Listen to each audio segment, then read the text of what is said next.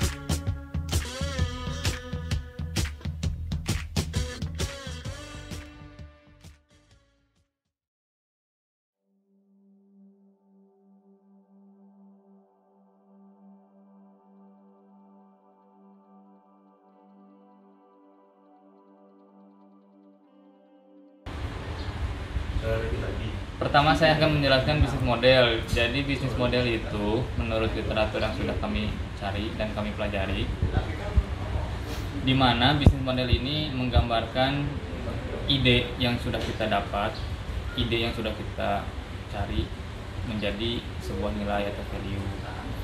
Nah, sebuah perusahaan itu atau bisnis memang harus mempunyai bisnis model, karena kalau misalkan nggak ada bisnis model kita nggak akan tahu ke depannya kita mau seperti apa gitu ya.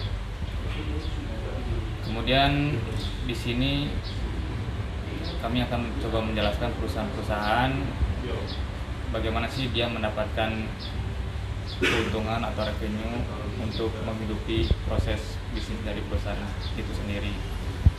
Dari perusahaan-perusahaan yang ada di sini saya akan menjelaskan 5. Yang pertama ada mobil-mobil, di sini ada banyak juga, ada merek yang sangat terkenal. Mereka itu mendapatkannya dengan cara menjual produknya dan sales service. Kemudian ada HP atau gadget. Di sini mereka mendapatkannya dari cara berlangganan, layanan berlangganan gitu ya. Seperti misalkan pulsa atau paket data dan lain-lain. Facebook semua orang tahu ini adalah merupakan sebuah media sosial yang sangat terkenal, dan cara mendapatkannya ya dari advertisement atau dari iklan-iklan yang masuk ke mereka. Kemudian ada Kickstarter, ini mirip-mirip dengan Kita Bisa, yaitu gimana caranya komisi-komisi yang masuk bisa mendapatkan jadi revenue buat mereka. Terus ada Skype ini premium itu kolaborasi antara free dan premium, jadi ya kalian bisa baca sendiri premium itu apa.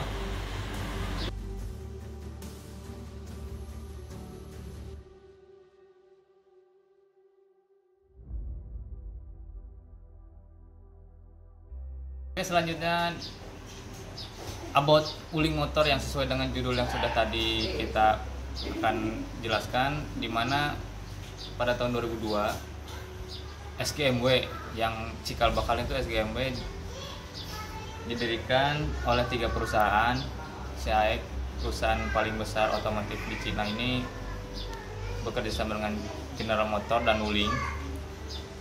Terus mereka menjalin kerjasama dan mendirikan perusahaan SGMW, yaitu Wuling Motor, di mana SAIC ini menanamkan sahamnya paling besar sekitar 50%, disusul dengan General Motors dan Wulingnya hanya 5%.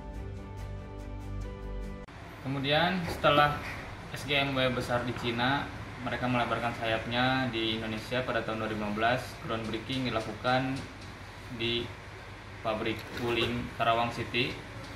Kemudian lanjut 2016, SGMW mengikuti pameran pertama GIAS pada tahun 2016. Kemudian 2017, pabrik diresmikan oleh SGMW di Cikarang yang seluas 60 hektar. Kemudian pada tahun 2017, SGMW meluncurkan produk Convero. Convero ini ya sejenis mobil MPV untuk menyaingi Avanza. Setelah itu, masih di tahun 2017, penghargaan diraih oleh Convero sebagai kategori Small MPV di tahun 2017 versi majalah mobil motor.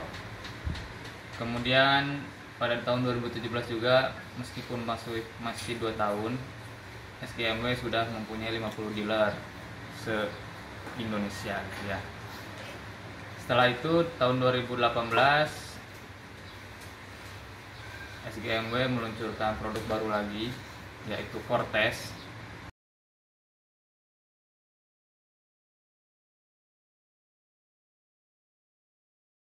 Baik, dilanjutkan pada tahun 2019. Sekarang Wuling meluncurkan produk terbaru, yaitu Wuling Almas, di mana Wuling Almas ini mempunyai model 5 tempat duduk. Kemudian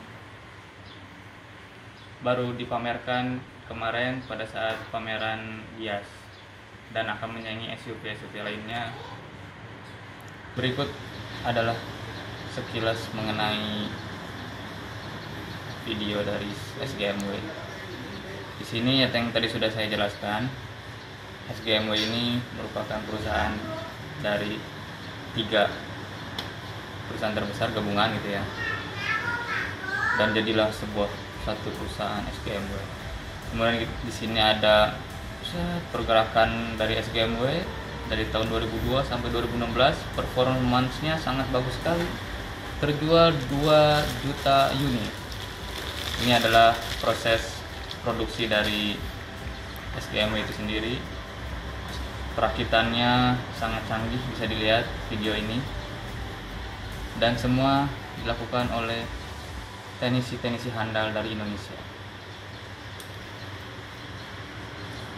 Dan kualitinya pasti sangat dijaga sekali, kualitasnya juga sangat cekatan. Dan inilah sebuah produk Convero MPV dari Wuling.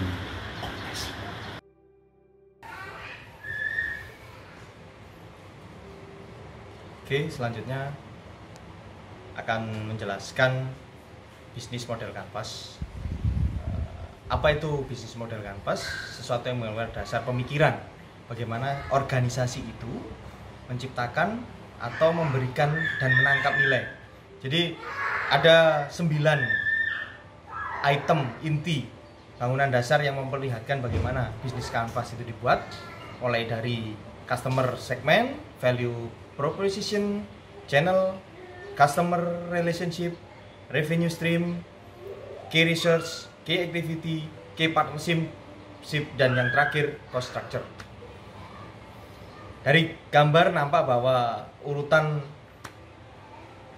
dimulai dari customer segment, di mana dalam bisnis Wuling yang kita bahas ini adalah dari konsumen tingkat bawah, tingkat menengah, hingga tingkat tinggi, itu akan dipenetrasi oleh Wuling.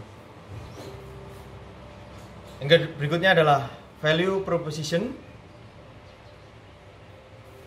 harga spare part dari Wuling itu lebih murah, hemat 20%, perawatan produk yang lebih hemat, memiliki emergency system, jadi apabila kita mengalami mogok atau breakdown mobil di jalan, kita tinggal telepon ke emergency system, maka akan ada servis dari Wuling yang akan datang.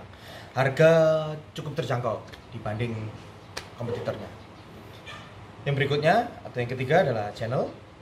Dari channel ini item bahwa website Wuling, yang pertama media sosial, channel dari YouTube juga banyak yang membahas tentang Wuling, kemudian majalah dan website yang mengiklankan tentang bidang otomotif terkait dengan Wuling, dealer yang tersebar di seluruh Indonesia, dan juga pameran otomotif seperti Gias. Kemudian tentang customer relationship, item customer relationship dalam bisnis model Canvas ini yaitu strengthening customer relationship family gathering day. Jadi ada family gathering dengan customer Wuling. Kemudian yang kedua ada Wuling service 24 jam. Kemudian part distribution channel atau PDC yang terintegrasi.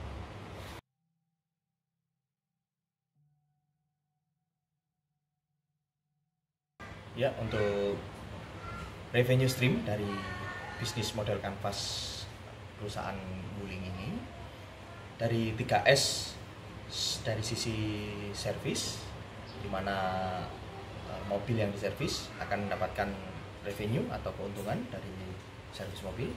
Yang kedua sales atau penjualan mobil dan juga penjualan termasuk penjualan spare part.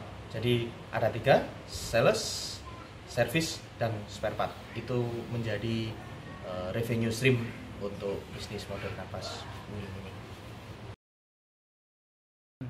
Key resource adalah sumber daya yang digunakan organisasi untuk menciptakan value proposition, menjangkau pusat pasar, menjaga hubungan dengan customer, segmen, dan menghasilkan uang. Adapun key resource yang dimiliki oleh Wuling diantaranya adalah plan dengan kapasitas 120.000 unit per tahun, kemudian memiliki 98 dealer resmi di seluruh Indonesia, dan memiliki 3.000 tenaga kerja.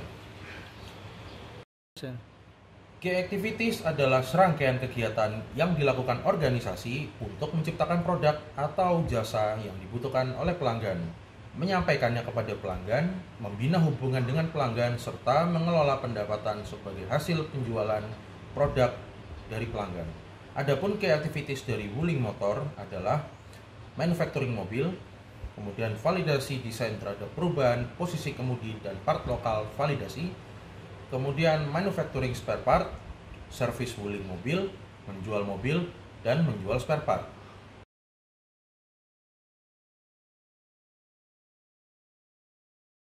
Key partnership adalah pihak yang diajak bekerja sama dalam bisnis. Adapun key partnership dalam Wuling Motors Indonesia adalah Shanghai Automotive Industry Corporation, kemudian General Motors, lalu ada Guangxi Automobile, komponen supplier, dan yang terakhir adalah pihak ketiga yang menjadi dealer untuk produk Wuling.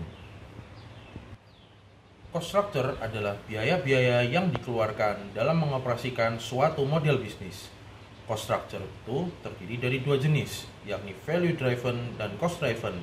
Adapun cost structure yang dimiliki oleh Wuling Motors Indonesia diantaranya adalah raw materials dan cost of sales and service.